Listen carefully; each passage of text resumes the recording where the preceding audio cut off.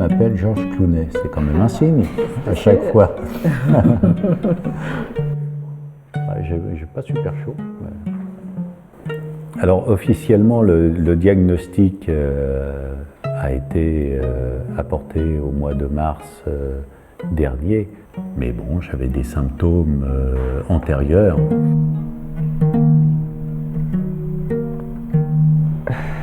C'est un choc, c'est un tsunami, je dirais, dans la tête, parce que c'est tellement injuste. Pourquoi? Moi, je suis quelqu'un qui cherche à savoir le pourquoi des choses, pourquoi ça m'arrive à moi. Voilà. J'ai une vie saine, je suis sportive, j'étais sportive. Je ne bois pas, je ne fume pas, j'ai donc une vie très saine. Pourquoi ça m'arrive à moi? C'est un Polaroid. Quelle est la marque de l'appareil photo? Instax. Instax. Voilà. D'accord. C'est pas mal, c'est pas mal. J'ai fait beaucoup de films en costume. Ah, Beaucoup de films d'époque, ouais. c'est bien, ça aussi. Merci. Très bien, et c'est moi qui vous remercie. Voilà. Et vous travaillez avec quelle caméra? Ah, Sony. Sony, oui. Il y a des moments où je ne peux pas mettre la main sur mon bureau, je ne peux pas prendre la souris. Ça me met dans une rage folle. Il est vrai que je pense que la colère précède le désespoir.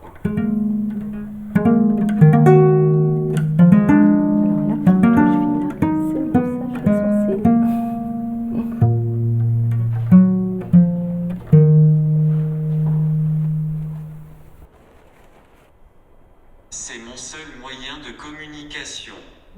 Ok. Alors les symptômes en fait ont commencé en février 2021 et on a eu le diagnostic en décembre 2021. C'était très dur. Moi j'y croyais pas. Je me disais qu'il se trompait, que ça pouvait pas être ça. Maxime lui depuis le début des symptômes, en regardant sur internet, il est rentré un soir de la promenade du chien, il m'a dit j'ai ça, et j'ai dit mais non, c'est pas possible, ça arrive, voilà, normalement c'est la moyenne d'âge de cette maladie, c'est 60-70 ans, c'est une maladie rare, je me dis tu peux pas avoir ça quoi. Et voilà, malheureusement le vernis est tombé et plus on avance dans le temps et plus on voit l'évolution, et là c'est sûr qu'il n'y a aucun doute que c'est ça quoi. Et malheureusement il n'y a pas vraiment de traitement. Il y a un médicament qui prend mais qui voilà, on ne sait pas si ça aide vraiment ou pas quoi.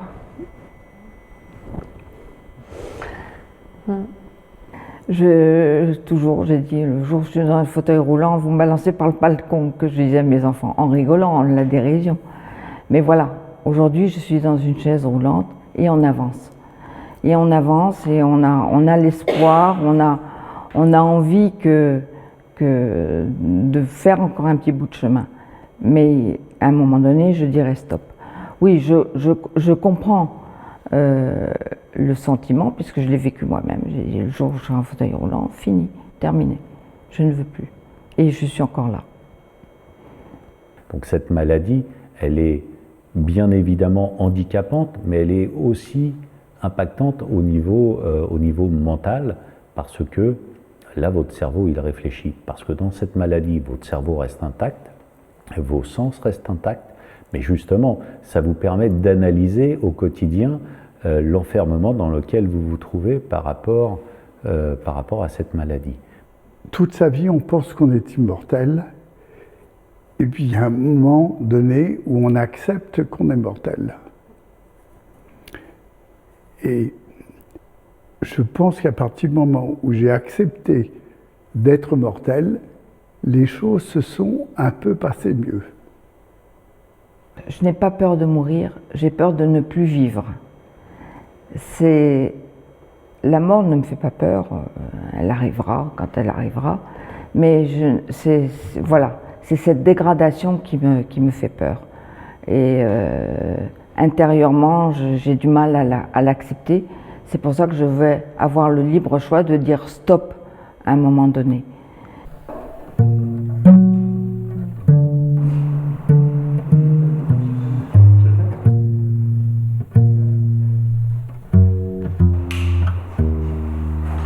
Voilà. Mais lui, il vivait avec moi et vous voyez la dégradation au quotidien. Et ça, c'est vraiment ce moment où je lui dis que je suis condamnée. Il a pleuré, moi aussi. C'est très dur de l'annoncer à ses enfants. C'est très dur.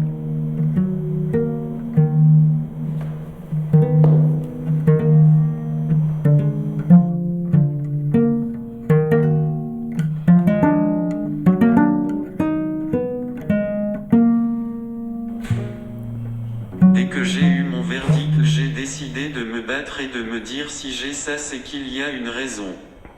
Qu'en fait, quand il a su qu'il avait cette maladie, il s'est dit, voilà, si c'est tombé sur moi, c'est qu'il y a une raison, c'est que voilà, je veux faire bouger les choses, je veux me battre pour vaincre, en fait, pour vaincre cette maladie.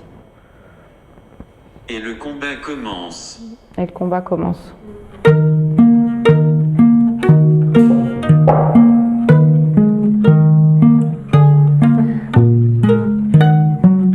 Je suis fier de ma femme.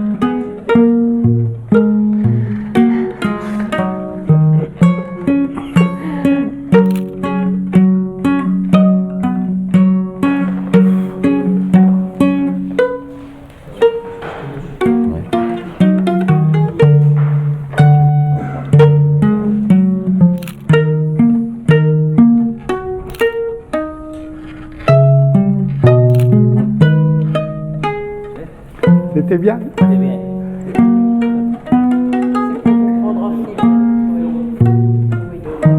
Vous avez un très beau métier. Merci. Oui. Je confirme. Voilà. Et qui n'est pas toujours tout à fait bien reconnu.